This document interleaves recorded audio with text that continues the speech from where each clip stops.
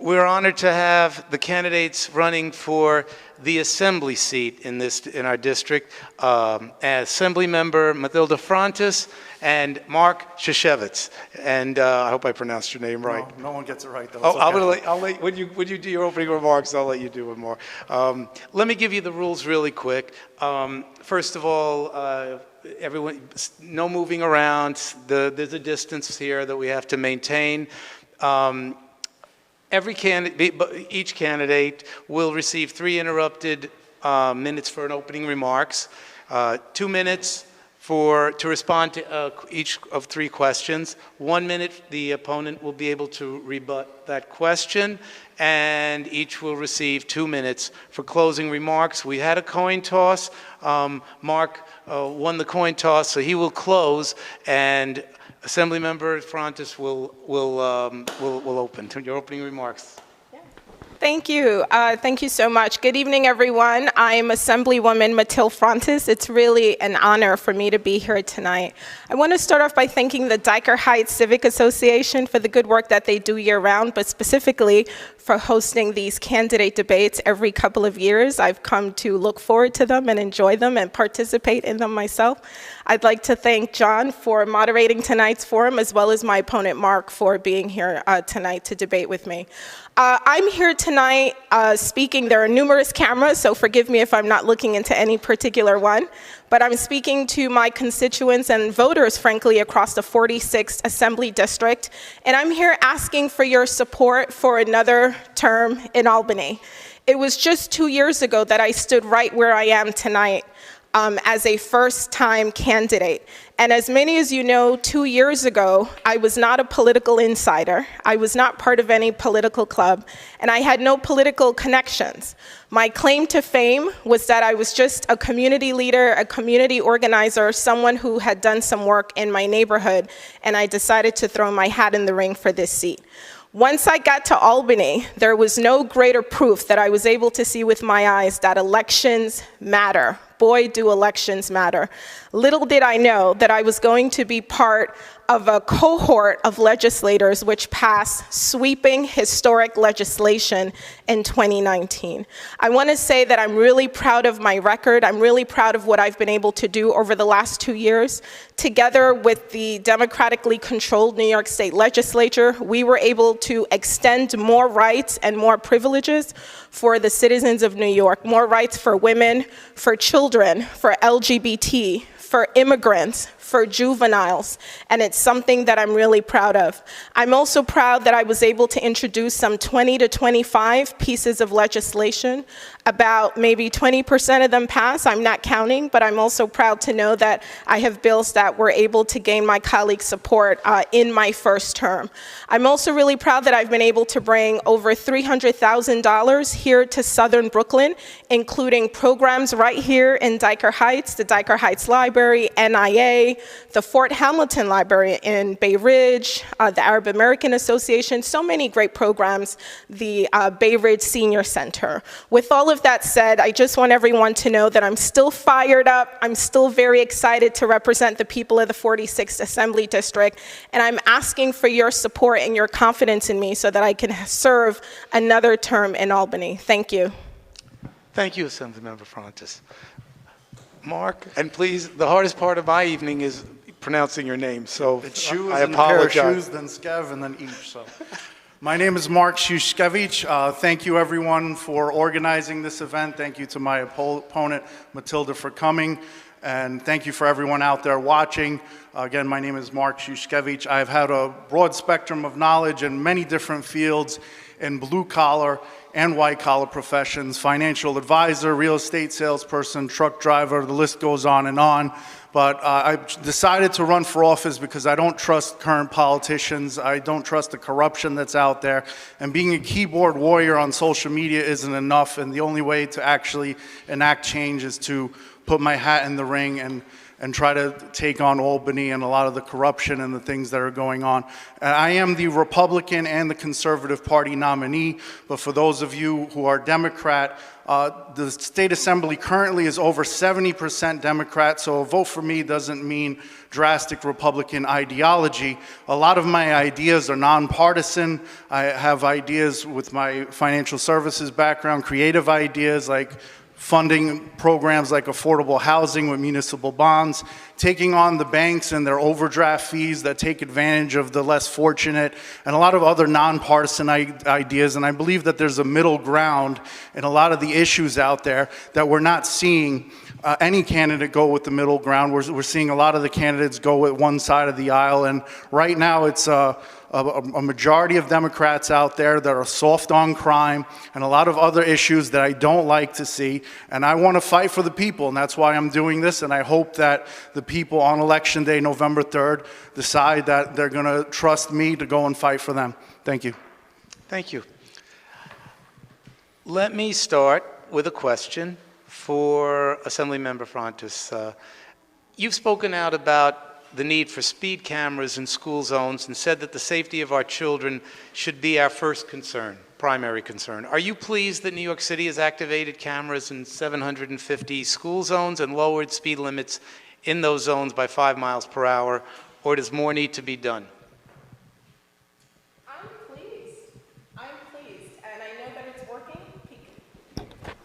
I'm pleased with what we've done, and I like to joke sometimes and say that I know that it's working by the number of angry messages and text messages that I receive. People sometimes think that we were too heavy-handed. They think that we came down too strong, but I disagree. I disagree privately and publicly, and I think that we did it just right. Now we need for people to follow the laws that we pass. We need for people to abide by those speed regulations. All jokes aside, I want to say that this is a very serious matter. You know, here in southern Brooklyn, we continue to be inundated with a number of pedestrian traffic accidents, whether it's someone hitting a child on a bicycle or rollerblading or whatever the case is. We've just had too many accidents here in southern Brooklyn. So I think that what we did earlier this year and last year was appropriate. Thank you. Thank you. Mark, you can please rebut. Yes. I believe that speed cameras and reducing speed limits is really the only thing that it accomplishes is increasing fines and taking money out of the pockets of the people. I think if you care about the safety, that speed bumps should be installed because speed bumps actually do save lives. Speed limits and speed cameras just increase fines that come out of people's pockets who are struggling for, you know, they should obey the speed limit, there's no question about it, and they should be penalized. But if you know, as my opponent said, you know, you need people to follow the laws, and people are still speeding, they're just paying for it. If you actually want to solve the problem, especially in school zones, you put speed bumps to actually reduce the speed and not take money out of people's pockets. Thank you. And let me direct a question to you. You've said that you want your constituents to have better education with life skills and that you advocate for more charter and specialized schools. Please elaborate on that. Well, I think life skills are something that we see a lot of you know, people who grow up and don't exactly know how to do simple things like change a tire or know what a Phillips head screwdriver is. And I think, you know, on the first day of class, it could just be one semester. It doesn't have to be something that's specializing in the curriculum. It could be one semester, junior and senior year. The first day of class, kids put together their own desk from IKEA or whatever the case may be. And the last day of class, they take it apart, learning simple things that a lot of people pay other people to do, and not just you know, also learning about bank accounts, what a checking account is, what credit, you know, learning about credit, learning, you know, maybe how to design a website, or different life skills that only take one day of class to learn. In one semester, they'll learn a whole lot of knowledge and have a lot more confidence in knowing a lot of basic things that a lot of people don't know anything about. Thank you. Dr. Frontus, you want to? Sure. Education, yeah. I'm certainly not adverse for us here in New York City or New York State to have more specialized schools, although I'm talking specifically about New York City. But to be clear, although I'm not averse for us to have more specialized high schools, I think that we have to figure out what's going on with the admissions process. Right now, there's a great debate, if you haven't heard, and maybe I don't know if that's going to come up tonight, in terms of the admission criteria for these specialized high schools. And I'm happy to share my thoughts on that now and maybe again a little bit later. But I think I want people to know that New York State is the only state in the entire United States of America which uses a single criterion for admission to these specialized high schools. So we are an outlier across the entire country. We don't care what your GPA is. We don't care what extracurricular work you've done. We don't care about your letter of references. We don't want you to come in for an interview. We just look at the test scores of one exam. And so I'd be happy to see more specialized high schools when we talk about education. But I think first we have to expand the criteria, make it more inclusive, and maybe there's a bill coming up in the Assembly. I think we need to reimagine who gets admitted to these schools because the outcomes is unequal and it's not diverse. And then we'd be able to reap the benefits of having additional specialized high schools in our city. Thank you. And I'm going to ask you a question next. Governor Cuomo has been given emergency powers to help deal with the COVID-19 pandemic. Do you think that the legislature should take back its authority at this point in time and become an equal partner in government once again? Yes. That might be the shortest. No. I mean, I think the question speaks for itself. You use the key words. I'm like a teacher now. You use the words emergency powers. We were in the middle of an emergency. We are still dealing with the COVID crisis, but I think the moment of emergency is a little bit behind us when he needed to do that, and we provided him with that support, and I think now it's high time for us to be equal again. Thank you. Mark? Yes, I agree. No, the short answer. This is too easy. Come on. Now, start throwing things at me. I do believe that the power, Governor Cuomo got too much power, and I'm glad that my opponent agrees with that. Thank you. Let me ask you, you've raised the issue of bail reform and said that you would replace bail reform with better policing, if I'm quoting you correctly. Where do you start, and how would you go about that if you were elected? Well, I don't know if that's an exact quote, but I do think better policing is a part of it. But with bail reform, I think Nicole Malliotakis fought to make some of the adjustments there because it wasn't what they advertised it to be. There is an issue for bail reform, and people who are innocent, who can't afford bail or don't have the opportunity for a fair trial because they're spending time in jail. So I do believe that there's a need for bail reform, but you do have some repeat offenders who were released, and the idea of giving out Mets tickets to people I think is ridiculous. And there needed to be some changes. Nicole Malliotakis fought to make some of those changes happen. I think the judges are there to make a decision whether the person is a risk to society, how much evidence is there, and I think more needs to be back in the power of the judges of deciding who based on the severity of the crime, based on repeat offenses, based on the risk to society, on whether that person gets released. We had somebody, I believe it was in the Bronx, that was arrested over 90 times and assaulted an old lady on the street. So that's not a... We can't continue to have that. We're seeing the lax, soft on crime policies by current Democratic leadership, and that's resulting in an increase in crime, and we're seeing that as pretty obvious. I think with better policing, I think we need more community events with policing. I think different neighborhoods need to organize events through mailers at different communities where the precinct has, whether it's a block party or whatever the case may be, so that the neighborhood knows their police officers in their precinct and they're more involved with the community. I think that's one idea of taking a step forward and having better community policing. Thank you. Dr. Frontus? Sure. John, if I heard you correctly, you asked the question a certain way. You said to my opponent, I've heard you say that instead of bail reform, we should have better policing. Is that how you phrased the question? Yeah, I said that, yes. I said that when he raised the issue of bail reform, he would replace bail reform with better policing. That was right. I just wanted to make sure that that's what I heard. So I want to say I agree with the concept of better policing, which my opponent has spoken on tonight. I'm happy to hear that because I find it very, very sad and unfortunate that we've created a very false dichotomy in the way that we have public discourse about police and community in our society. We've all gotten so angry and so hot under the collar that people are suggesting that there's only room in your heart to support one. You can either support the community or you can either support the police, and we know that that's not true. But as a matter of clarity, I want to be clear and say that I don't believe that community policing takes the place of bail reform. Bail reform is a separate concept which stands on its own feet. And as far as I'm concerned, better community policing cannot fix bail reform. The issue of bail reform specifically has to do with fairness and equality and what kind of justice system do we want to have here in New York State. As many of you know, there was a young man a couple of years ago who was arrested for stealing a backpack. And he spent 3 years in Rikers Island because his family couldn't afford $3,000.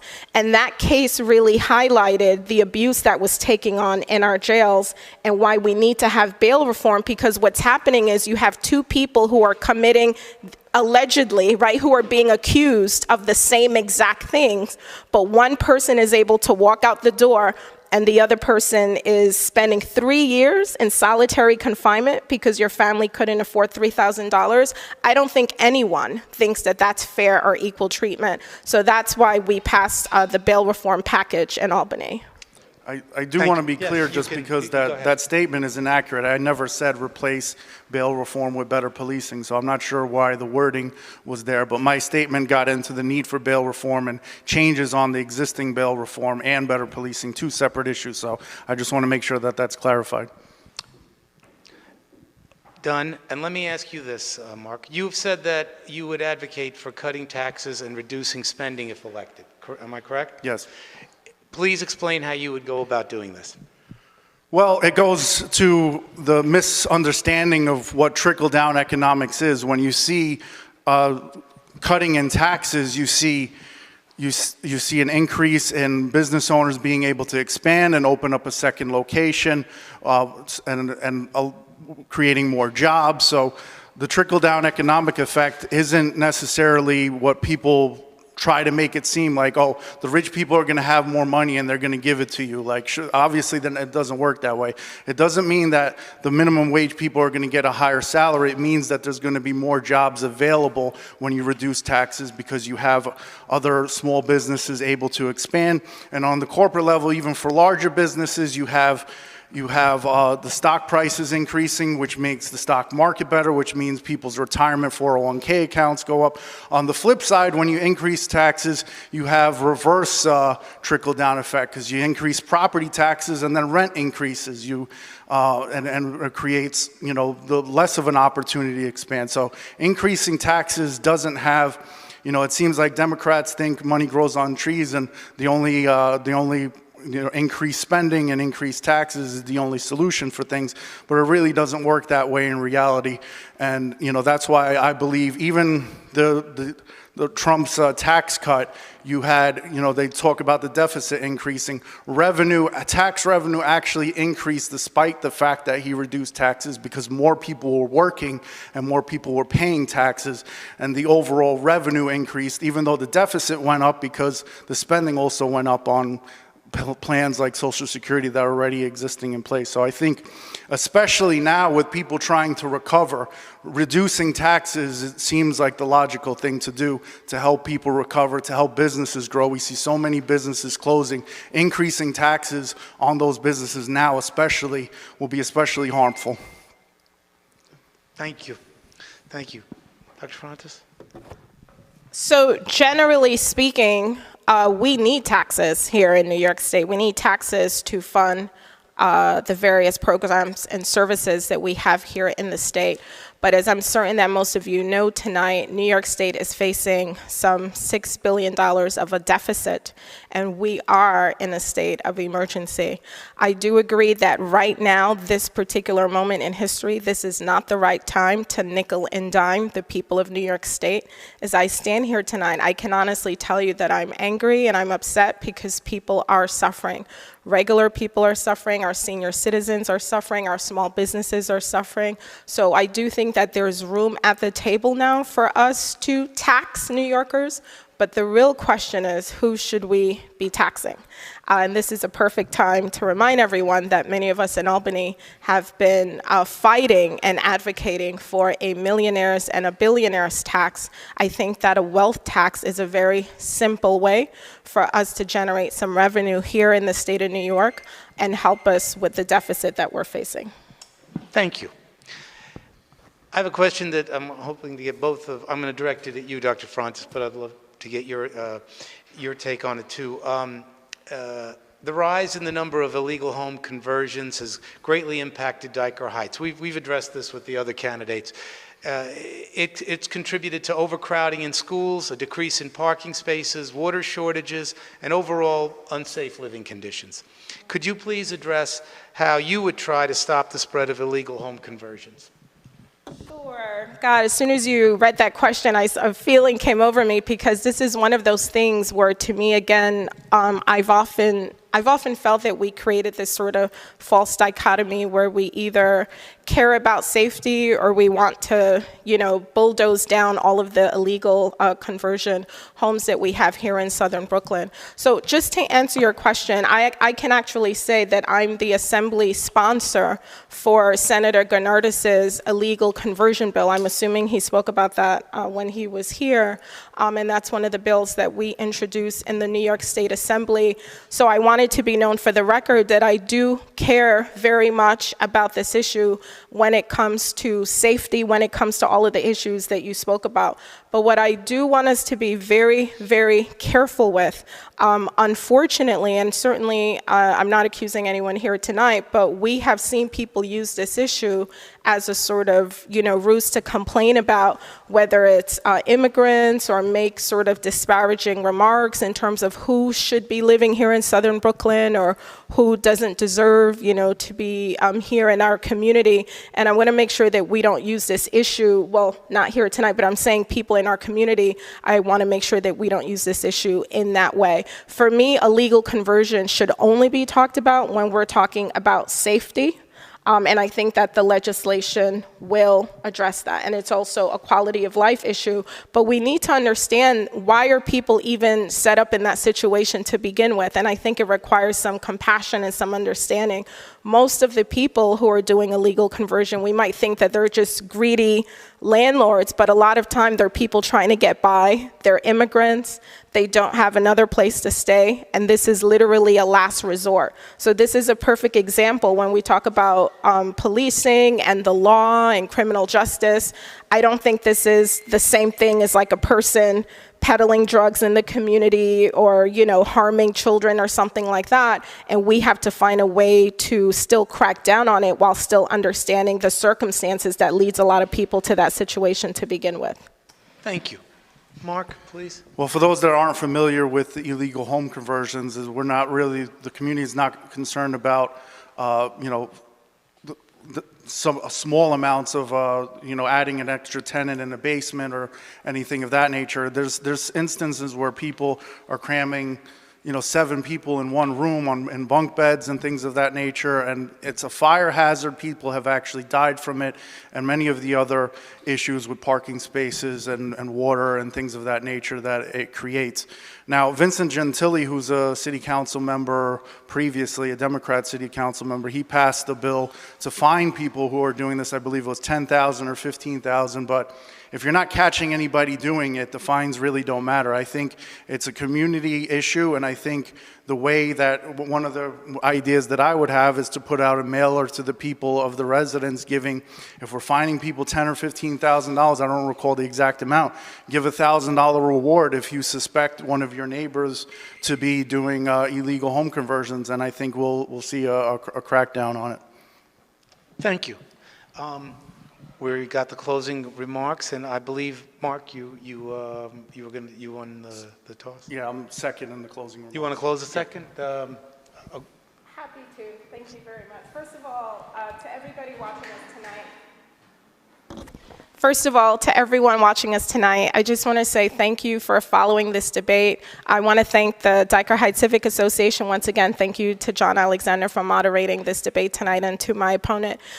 To the voters of the 46th Assembly District, my first term was not exactly smooth sailing, but I think if you follow me closely and you follow me on social media and you communicate with me in my office, you know that I've been fighting hard from day one. I've given this job and this position all that I have. I've been fighting really, really hard. And I can honestly say that when I go to bed at night, I am very proud of the work that I have been doing on behalf of this community here in Southern Brooklyn. So I'm standing here tonight, I'm asking for your support, and I'm asking you to send me back to Albany because the work has just begun. There's a lot more work to do. As I stand here tonight, I didn't get a chance to tell you guys about some of the things that I have planned for 2021, and certainly I won't be able to rattle them off tonight, but I do want to say that you're going to start noticing that one of the main agenda items coming out of my office is economic recovery and economic mobility. Right now, the people of New York are hurting. We have people that are losing their jobs en masse. We have people that are not able to pay their bills. We have people that are worried about getting evicted. And so I'm going to be fighting for you and your family to support you in any way I can and to make sure that I offer programs and services in the community to help people with economic recovery and mobility. And for those reasons, I'm asking you for your confidence and for your vote for another term. Thank you.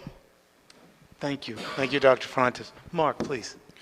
Yes, again, there's a lot of politicians out there who are taking credit for things that other people wrote, other people's ideas, and just because they voted on a bill, they're taking credit as if they created it. We see a lot of politicians making promises but not actually having ideas. I put the full list of nonpartisan ideas on my website, markforny.com, for everyone to look at all the creative ideas that I have to make a better community. And although a millionaire's tax sounds like a good idea, we're seeing a lot of those millionaires leave, and Cuomo's offering to cook them dinner as if that's going to incentivize them from coming back. And with those millionaires leaving, the jobs go along with them. So although it sounds nice, the actual effect of actions like that cause people to leave. And we're seeing a lot of residents that are sick of the crime and sick of all of the different things happening because of current Democratic leadership. None of the other Democrats are standing up to Cuomo or de Blasio on their destructive policies. I'm not leaving New York. I could get a job anywhere in the country with the different professional license that I have, but this is my hometown, and I'm not going to go and leave when I see it being destroyed. So I'm here to fight, and I hope that you'll help me fight and win on November 3rd. Thank you. Thank you, Mark. I just want to say, first of all, thank you both for being here.